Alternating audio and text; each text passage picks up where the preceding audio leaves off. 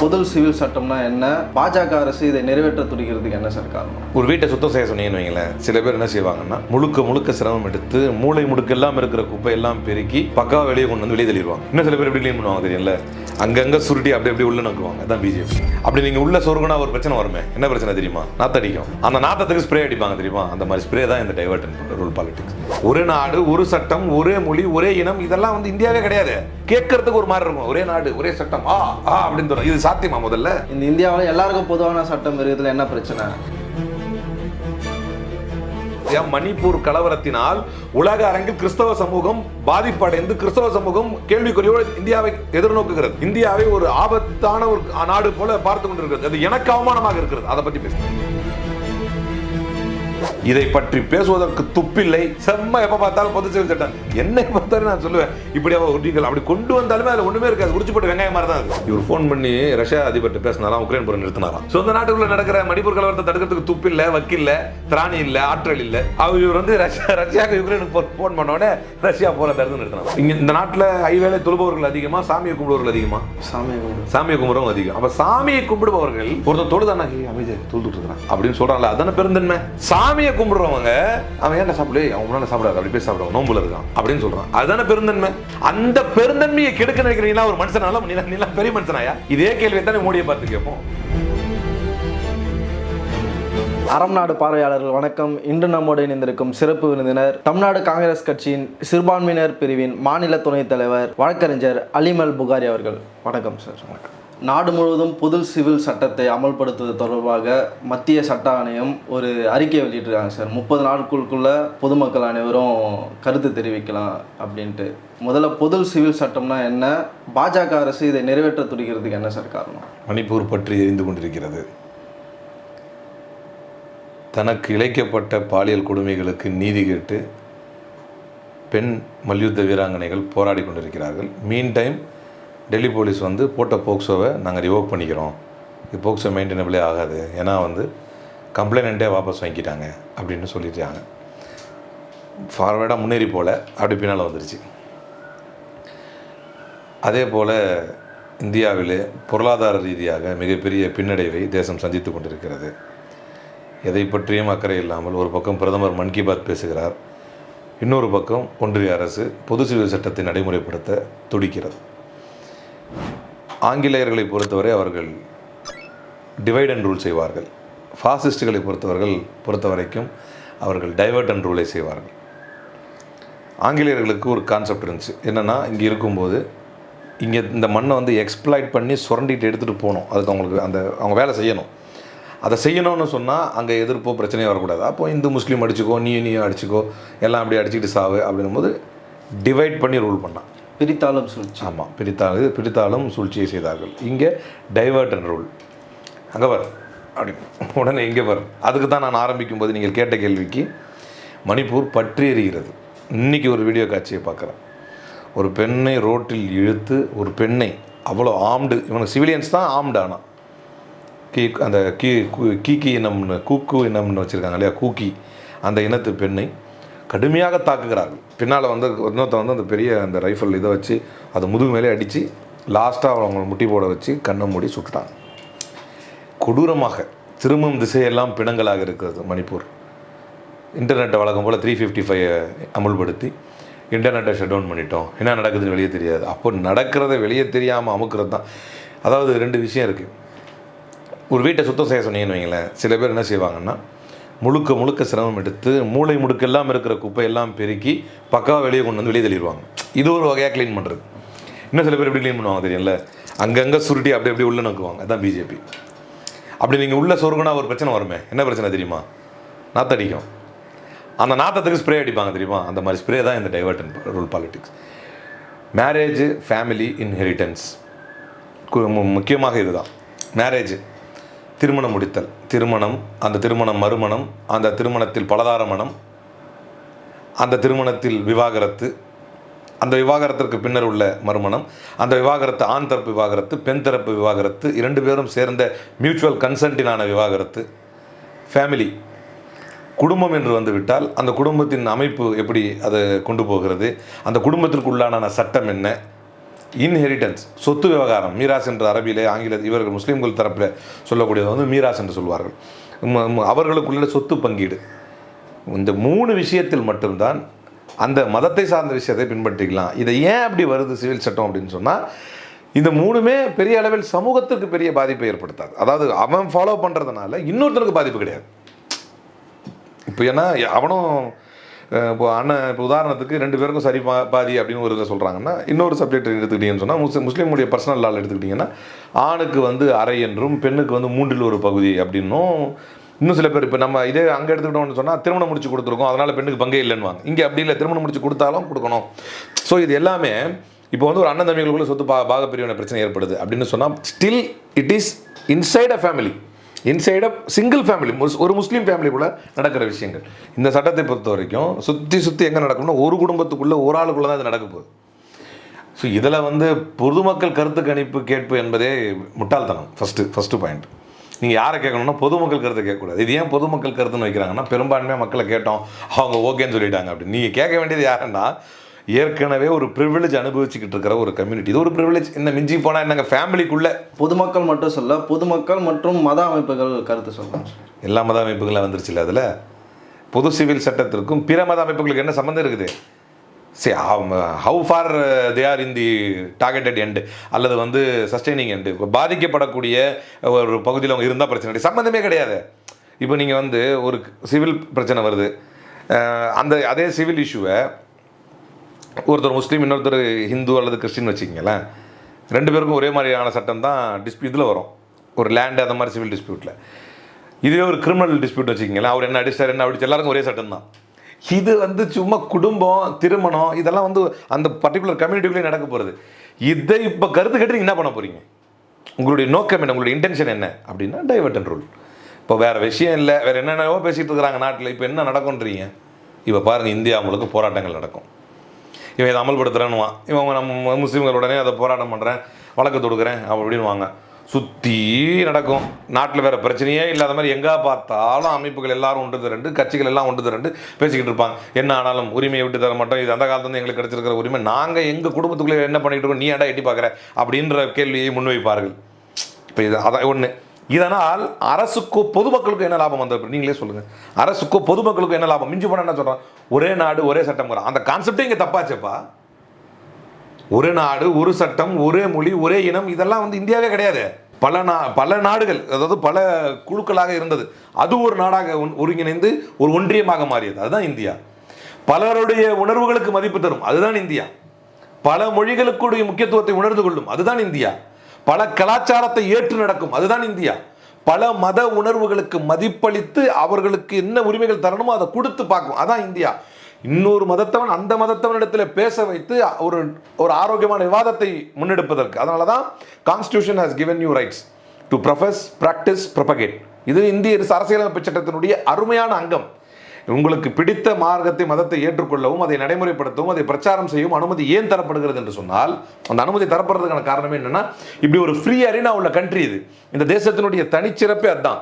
இப்போ வந்து எல்லாருக்கும் இது கேட்கறதுக்கு ஒரு மாதிரி இருக்கும், ஒரே நாடு ஒரே சட்டம் அப்படின்னு தோணும். இது சாத்தியமா? முதல்ல அந்த மதத்தை தான் சார் முன்வைக்கிறாங்க.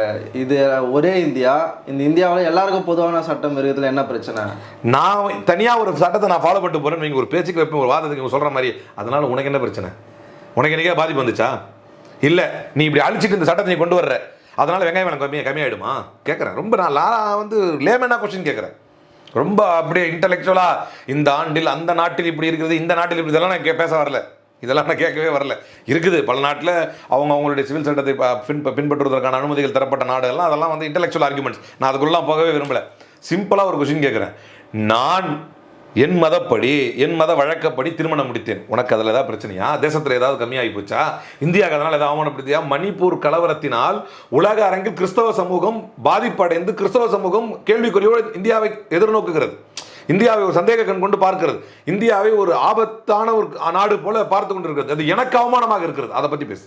பெண்கள் ரெஸ்லர்ஸ் யாருன்னு சொன்னால், அகில உலக சம்மேளனம் முன் வந்து சொல்கிறது, நாங்கள் வந்து they will be made to contest under neutral ஃபிளாக்ன்றது எவ்வளோ பெரிய அவமானமாகும் தெரியுமா இந்தியாவுக்கு? அவங்க கேட்குற சொல்யூஷன் என்ன? அவங்க இவ்வளோ பெரிய கிரீவியன்ஸை சொல்கிறாங்க. Why aren't you even showing attention to them?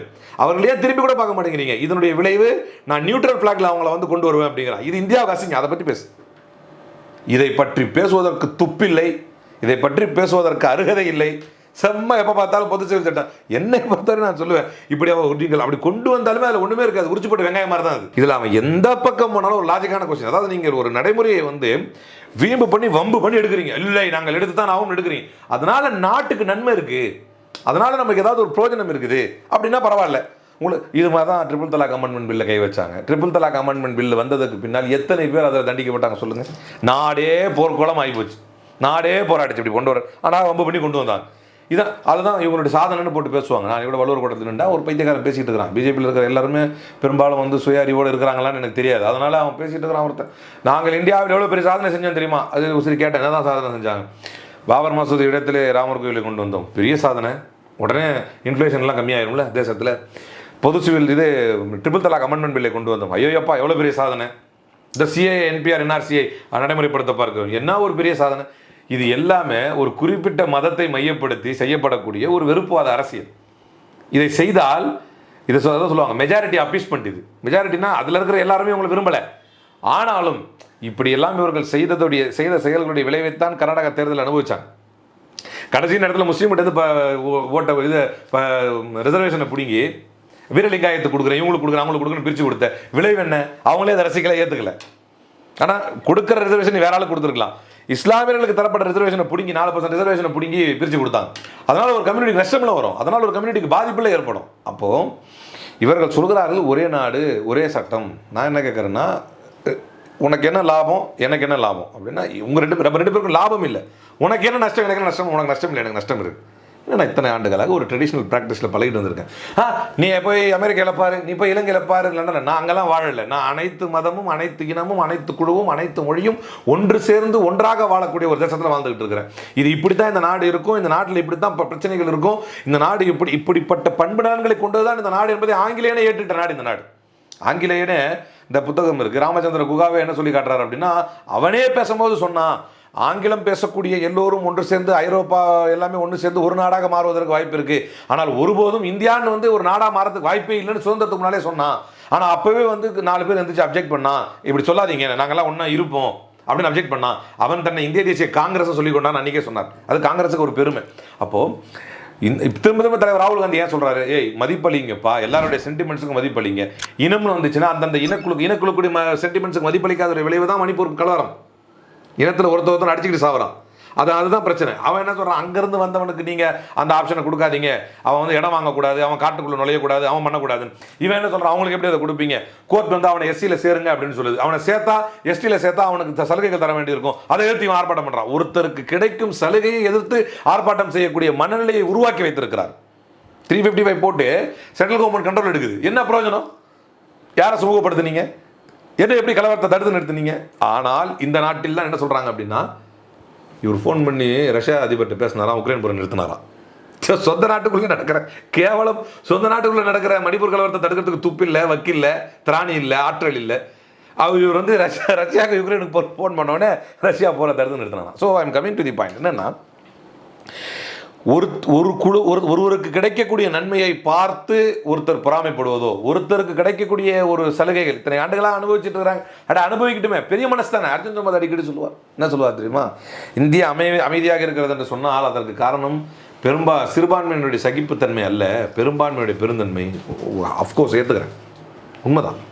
அதுதானே உங்களுக்கு பிரச்சனையாக இருக்குது. இங்கே பெரும்பான்மையினர் வந்து ஒரு பெருந்தன்மையோடு நடக்கிறாங்க. பெருந்தன்மை இருக்கிறாங்க, சத்தியமாக அதான உண்மை. பெரும்பான்மை என்ன பெருந்தன்மையாக இருக்கிறாங்க? இங்கே இந்த நாட்டில் ஐவேளை தொழுபவர்கள் அதிகமாக, சாமியை கும்பிடுபவர்கள் அதிகமாக? சாமியை கும்பிடுறவங்க அதிகம். அப்போ சாமியை கும்பிடுபவர்கள் ஒருத்தன் தொழுதானா, அமைதியை தொழுதுட்டு இருக்கிறான் அப்படின்னு சொல்கிறாங்களே, அதுதானே பெருந்தன்மை. சாமியை கும்பிடுறவங்க அவன் ஏன்டா சாப்பிடு, அவன் முன்னால் சாப்பிடாது, அப்படி போய் சாப்பிடுவான், நோம்புல இருக்கான் அப்படின்னு சொல்கிறான். அதுதானே பெருந்தன்மை. அந்த பெருந்தன்மையை கெடுக்க நினைக்கிறீங்களா ஒரு மனுஷனால? நீலாம் பெரிய மனுஷனாயா? இதே கேள்வியை தானே மோடியை பார்த்து கேட்போம்.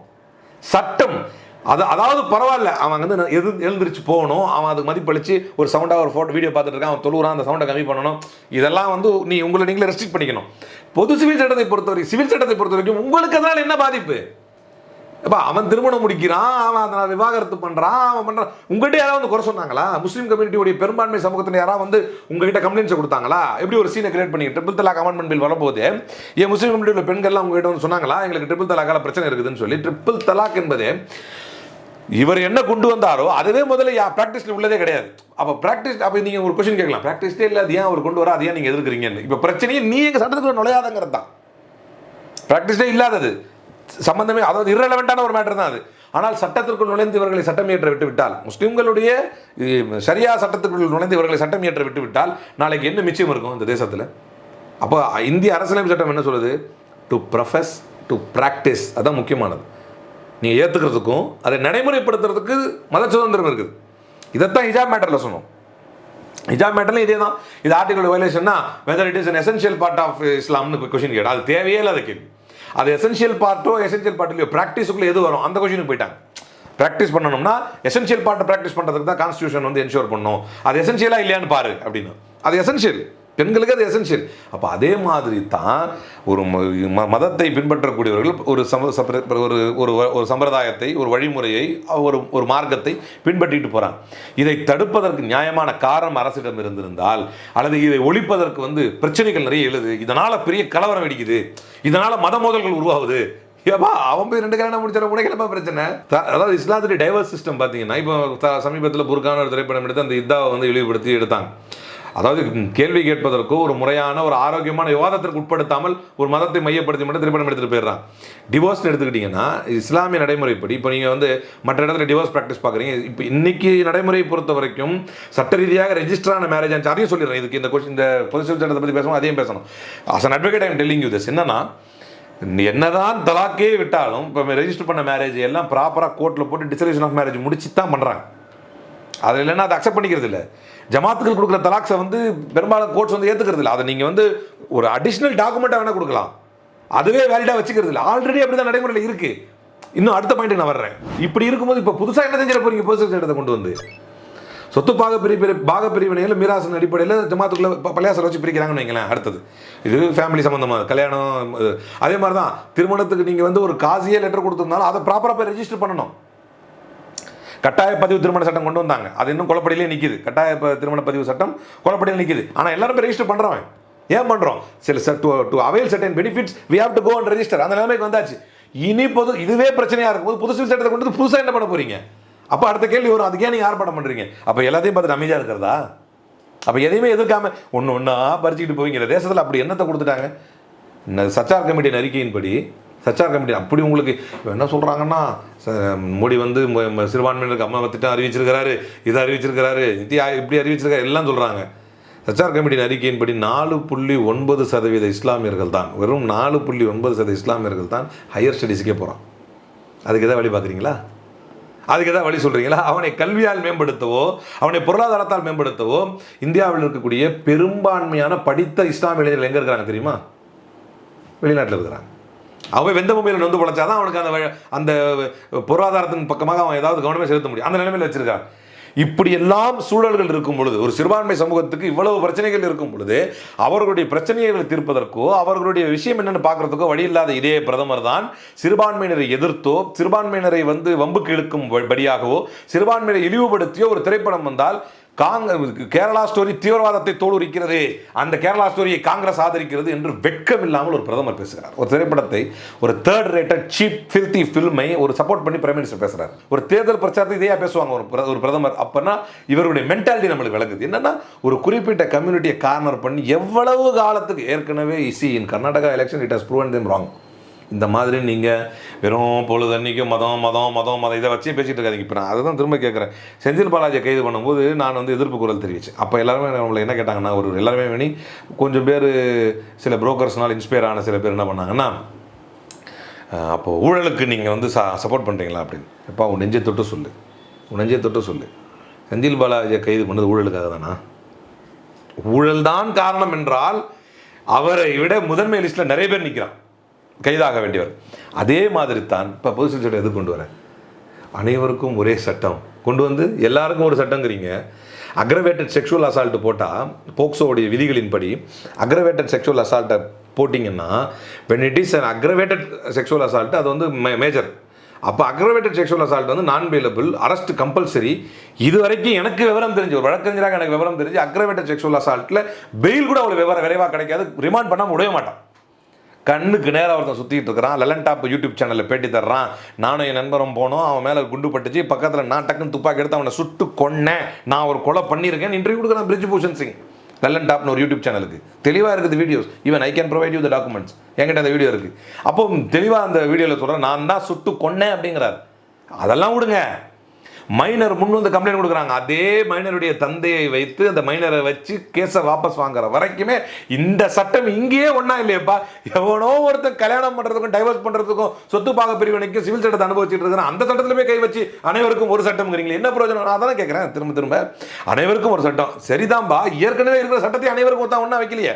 சிவில் சட்டத்தை மூலம் பொது சிவில் சட்டம் கொண்டு வர வேண்டும் என்று நினைக்கிறீர்கள். கிரிமினல் சட்டமே யாருக்கும் பொதுவாக இல்லையே, because criminal rules are far more serious than civil. இப்போ போலீஸ் ஸ்டேஷன் போகிறோம், ஏதோ ஒரு இஷ்யூ கம்ப்ளைண்ட் கொடுக்குறோம், பாருங்க இந்த இடத்த அமைதி வந்துட்டார், நம்ம 2 பேரும் நம்மளே சமாதானம் ஆகிட்டோம். சிவில் வழக்குகள் முடிச்சு வைக்கப்படும், ஈஸியாக முடிச்சு வைக்கப்படும். நீதிமன்றம் போனாலும் ஈஸியாக முடிஞ்சிடும். அதுவே நான் அவங்களை கொலை பண்ணிட்டேன், நீதிமன்றத்தை போய் ஈஸியாக முடிச்சிக்க முடியுமா? இதுதான் கிரிமினல் குற்றங்களுக்கும் சிவில் இஷ்யூஸ்க்கும் உள்ள டிஸ்பியூட்டுக்கும் உள்ள வித்தியாசம். இங்கே சிவில் டிஸ்பியூட்டுக்கு இவ்வளோ முக்கியத்துவம் தராங்க, கிரிமினல் டிஸ்பியூட்டில் கோட்டை விட்டு வேடிக்கை பார்க்குறாங்க. அது கிரிமினல். பிரிஜ்பூஷன் சிங் மேலே கொடுக்கப்பட்ட புகார் என்பது ஃபார் மோர் சீரியஸ். அப்போ கிரிமினல் சட்டங்களையும் கிரிமினல் வழக்குகளையும் ஒரு சேர நீதியாகவும் நியாயமாகவும் எல்லாருக்கும் சட்டம் சம்பந்தம் நம்புவானா எவனாவது? முதல்ல அந்த நம்பிக்கையை நிறைவேற்றுங்க. அதுக்கப்புறம் ரொம்ப அக்கறைப்பட்டு நாட்டில் எல்லாருக்கும் ஒரே சட்டம் கொண்டு வரணும். வெறும் வாய அளவில் ஏட்டளவிலா இல்லை நடைமுறை அளவிலா? நடைமுறை அளவில் எல்லாருக்கும் சட்டம் ஒன்றா இல்லையே. அப்படி இருக்கும்போது இந்த சட்டத்தை மட்டும் ஏன் ஒன்றுபடுத்தணும்னு நினைக்கிறேன்? ரெண்டாவது, இது ஒரு சட்டமே கிடையாதுங்க, இது ஒரு சட்ட சப்ஜெக்டே கிடையாது. ஒரு விஷயம் பாருங்கள், இப்போ நான் வந்து என்னுடைய மனைவிக்கு தலாக் கொடுக்குறேன் அப்படின்னா என் மனைவி அதை ஏற்றுக்கொண்டால் மட்டும்தான் இந்த ஜமாத்துக்குள்ளே இந்த செட்டிங் ஓடும். 2 பேரும் ஓகே அப்படின்னா அதுக்குள்ளே இதை எடுத்துக்குவோம். அதை அவங்க வந்து ஷீ இஸ் ரிபெலிங் அகெயின்ஸ்ட் இட், இது முடியாது, நீதிமன்றத்துக்கு போனால் நீதிமன்றம் அதை ஏற்றுக்காது. அவங்க அந்த முறையாக நீதிமன்றத்தை தான் எடுத்துக்க வேண்டியது வரும். அது நீதிமன்றத்தின் மூலமாக தான். இஸ்லாம் அதாவது மத ரீதியாக, உதாரணத்துக்கு ஒரு தாலியை பிடிச்சி அறுத்துட்டா எப்படி எடுத்துக்குவாங்க? அதை கணவரை இறந்துட்டா தான் அப்படிலாம் செய்வாங்க அப்படின்னு எடுத்துக்குவோம், அது மத ரீதியாக. அப்போ தலாக்கு ஒருத்தர் வந்து மத ரீதியாக சொல்லிடலாம், சட்ட ரீதியாக அதை சப்ஸ்டான்ஷியேட் பண்ணணும்னா 2 பேருக்கு மியூச்சுவல் கன்சென்ட் இருக்கணும், இல்லைன்னா நடைமுறை ரீதியாக நடக்கிறது இல்லை அது. அப்போ ஏற்கனவே அந்த நிலைமை தான். இப்போ புதுசாக யாருக்கு அதனால் பாதிப்போ நன்மை நடக்க போகிறது இல்லை. அப்படின்னா ஒன்றுமே இல்லாத, இப்போ நீ திரும்ப நான் இவ்வளோ தூரம் பேசி ஒரு கன்க்ளூஷனுக்கு வருவீங்க. அப்போ ஒன்றுமே இல்லாத வெத்து விஷயத்தை எதுக்கு இப்படி நடைமுறைப்படுத்தணும்னு அவங்க துடிக்கிறாங்க. ஒன்றும் இல்லாத ஒத்து விஷயத்துக்கு நீங்கள் வந்து அதை எதிர்ப்பு தெரிவிக்கிறீங்க அப்படின்றத கொஸ்டினாக வரும். அந்த பிரச்சனையே என்னென்னா, அதில் இருக்கோ இல்லையோ அதை சட்டம் என்று போட்டு சரி செய்து விட்டால் இதுவரை ட்ரெடிஷ்னலாக ஃபாலோ பண்ணிட்டு வந்த சில ப்ராக்டிசஸ் அதுக்குமே எந்த வேல்யூமே இல்லாமல் போயிடும். அதாவது மதத்துக்குள்ளே ஃபாலோ பண்ணிக்கிறாங்கல்ல. இப்போ நான் என்ன சொல்ல வந்தேன்னா, அதுக்கு ஈவந்தோ இப்போ ஃபாலோ பண்ணுறதுக்கு கூட லீகல் வேலிடிட்டிலாம் எதுவும் இல்லை, ஆனால் மதத்துக்குள்ளே அதுக்கான ஒரு மரியாதை இருக்குல்ல, அதுவும் இல்லாமல் போகும். ஏன்னா சுத்தமாக இது அதுவும் இல்லாமல் போகும்னு இது எப்படி கொண்டு வந்துருவாங்க? இப்படி நீங்கள் பண்ணீங்கன்னா அது இல்லீகல் அப்படின்றாங்க. அப்போ என்ன செய்வாங்க? அப்போ எப்படி இதுதான் வந்து ஒருத்தனுடைய மத சுதந்திரத்துக்குள் நுழைவது. அடுத்த பாயிண்ட் அதுதான். இப்போ எப்படி சொல்கிறேன்னா, ட்ரிபிள் தலாக் அப்படின்னா என்னென்னா, தலாக்னு ஒரு சபையில் வச்சு மனைவிக்கு 3 தலாக் கொடுத்தாரு. பெரும்பான்மையான இஸ்லாமிய அறிஞர்களுடைய ஒட்டுமொத்த ஒருமித்த கருத்து என்ன அப்படின்னு சொன்னால் அது இன்வேலிட். ஆனால் அப்படி கொடுக்குற வழக்கம் இருக்கான இருக்குது. இப்போது தலாக் என்ற உச்சரிக்கக்கூடிய வார்த்தை இவையெல்லாம் ஒரு மதம் சம்பந்தப்பட்ட விஷயமா? இது சட்டத்துக்கு ஏதாவது இடம் தேவை இருக்குதா? இதில் நீங்கள் அதை கண்டுகொள்ளாமல் விட்டதுடைய விளைவு, அதாவது முஸ்லீம் சமூகம் வந்து கொஞ்சம் கண்டுக்காமல் இருந்ததுடைய விளைவு, மதம் சம்பந்தமான விஷயத்தில் அரசு தலையிட்டு தலாக் என்கின்ற மதம் சம்பந்தப்பட்ட வார்த்தையில் சட்டம் ஏற்றுகிறது. இதுதான் அங்கே நடக்கும். பொது சிவில் சட்டத்தில் பிரச்சனை என்ன நடக்கும்னா, எது லீகல் எது இல்லீகல், எது வேலிட் எது இன்வேலிட் அப்படின்னு அரசே தலையிட்டு செய்தால் என் மதத்துக்கு அப்புறம் என்ன மரியாதை இருக்கு? எல்லாத்துக்கும் தான். இப்போ இந்து மதத்துக்கு என்ன மரியாதை இருக்கு? கிறிஸ்தவ மதத்துக்கு என்ன ஒரு மரியாதை இருக்குது? அட்லீஸ்ட் அவன் ஃபேமிலிக்குள்ளே ப்ராக்டிஸ் பண்ணிட்டு போகிறத கூட உனக்கு அதை பொறுக்கலை அப்படின்னா என்ன பிரச்சனை, என்ன மரியாதை இருக்குது? கான்ஸ்டியூஷனுக்கு எதிராக நிற்கிது அது. அப்போ தான் ஏன்பா நீ இவ்வளோ தூரம் துடிக்கிற அப்படின்ற கொஸ்டின் வருது. இல்லை தேசத்தை நான் வந்து சட்டத்தால் ஒன்றிணைக்க போகிறேன் அப்படின்னா நம்ம வயிறு எரிஞ்சு போய் கேள்வி கேட்க வேண்டியது இருக்குது, டென்ஷன் ஆகுது. அப்படி என்னத்தை நீ எல்லாருக்கும் சட்டத்தை நியாயமாக வச்ச, யார் யாருக்கெல்லாம் சட்டத்தை நேர்மையாக வச்சேன்? இல்லை இந்த பிரச்சனையை நம்ம முடிச்சே ஆகணும். அப்படியா? இதுதான் இப்போ நாட்டில் ரொம்ப முக்கியமான பிரச்சனையா? அடுத்த கேள்வி வருது. எந்தெந்த அப்படி இல்லையா? எந்தெந்த பிரச்சனைலாம் முக்கியம்னு நினைக்கிறீங்க? இந்த பாரு மணிப்பூர் எரியுது, இப்படி பாரு ரெஸ்டர்ஸ்லாம் போராட்டம் பண்ணிட்டு இருக்காங்க, அப்படி பாரு 500 ரூபாய் 1000 ரூபாய் தடை பண்ணிட்டா தீவிரவாதம் ஒழிஞ்சிடும் நீங்கள். ஏன்னா அது காங்கிரஸ் அந்த காலத்தில் கொண்டு வந்த 500 ரூபாய் 1000 நோட்டு, அதனால் அதை எல்லாரும் பதுக்கி வச்சிருக்காங்க. நீங்கள் கொண்டு வந்த 2000 நோட்டு உங்களுக்கு மட்டும் தானே பதுக்கி வச்சிருக்க முடியும். ஏன்னா நீங்கள் வந்த பிறகு தானே வந்துச்சு. இப்போ அதையும் தடை பண்ணுறீங்க. அது யார் கையில் கருப்பணமாக போய் சேர்ந்துச்சப்போ? உங்களுக்கு அதுக்கு பதில் இல்லை. நிர்மலா சீதாராமனின் கணவரே காரி காரி உமிழ்கிறார் உங்களை. A person with basic training in economics. அவருடைய வார்த்தை பேசிக் ட்ரைனிங், பேசிக் நாலேஜ் கூட இல்லை, பேசிக் ட்ரைனிங். பொருளாதாரத்தில் ஒரு அடிப்படை பயிற்சி இருந்தால் கூட அவன் டிமானிட்டேஷன் கொண்டு வந்திருக்க மாட்டாங்கிறார். அவன் அந்த 500 1000 20 ரூபா தடை பண்ணாங்களே, அவன் கொண்டு வந்திருக்க மாட்டான்னு. அப்போது நீங்கள் தடை செய்ததற்கும் நாடோ தேசமோ காரணம் இல்லை. இப்போது இந்த 2000 தடை பண்ணதுக்கும் கண்டிப்பாக அது காரணம். அவ்வளோ நல்லவெல்லாம் கிடையாது. அப்போது இப்படி எல்லா வகையிலும் டிசாஸ்டர், ட்ரெயின் ஆக்சிடென்ட் ஆகி விழுந்திருக்கு, பதில் இல்லை. 300 உயிர்களை பறிகொடுத்து நிற்கிறோம், பதில் இல்லை. ஒரு முறையாக எந்த ஆட்சியும் நடக்காத அவலம். தார்மீக பொறுப்பேற்று அட்லீஸ்ட் ஒரு ஸ்டேஷன் மாஸ்டராவது ராஜினாமா பண்ணியிருக்கணும். அமைச்சரை விடுங்க, யாருமே பொறுப்பெடுக்கலை. திரும்ப கான்ஸ்பிரசி, சதி, இப்படியே காலத்தை ஓட்டிட்டு இருக்கிறான். அப்போ இவர்கள் ஒதுங்கியது எதன் பின்னால் என்றால் மதத்திற்கு பின்னாலும் சதிக்கு பின்னாலும் ஒதுங்கினார்கள். இப்போது மீண்டும் அதே மாதிரி ஒரு ஒளிவிடம், ஓய்விடம் இல்லை, ஒளிந்து கொள்வதற்கு ஒரு ஒளிவிடம் வேண்டும். அதுக்காக ஒளிகிற இடம் தான் இது. தவிர இது உருக்கி வர வெங்காயத்தோல் மாதிரி தான். இதுக்குள்ளே ஒன்றும் இருக்காது. ஆனால் எங்களுடைய மார்க்க விஷயங்கள், மத ரீதியான உரிமைகளுக்கு நீங்கள் தலையிடாதீர்கள் என்பதுதான் எங்களுடைய கோரிக்கை.